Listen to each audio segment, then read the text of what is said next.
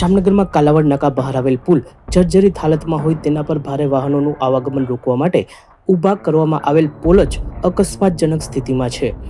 એક તરફના છેડેથી પોલ ઉખડી ગયો છે અને લટકતી સ્થિતિમાં છે। કોર્પોરેટર જેનબબેન ખપી સહિતના આગેવાનો દોડી આવ્યા હતા।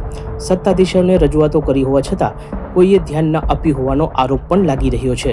સમગ્ર સ્થિતિ જોતા મોટો અકસ્માત થાય એ પહેલા તંત્રએ તાત્કાલિક અહીં પોલનું સમારકામ કરાવવું જરૂરી છે। જવાબદારી કોની છે? અકસ્માત થાય પછી જ આવવાનું એવું લાગે છે મને।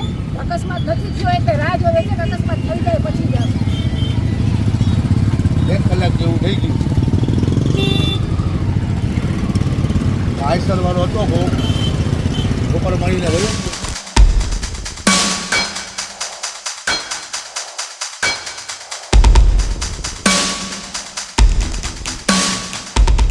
આખરે તંત્ર જાગ્યું હતું અને ક્રેન વડે અકસ્માતજનક સ્થિતિમાં રહેલ પોલને સેફ સ્ટેજ પર લઈ જવાની કવાયત હાથ ધરવામાં આવી હતી। સચોટ સમાચારો સૌથી ઝડપી મેળવવા માટે અમારી ચેનલને સબસ્ક્રાઇબ કરો।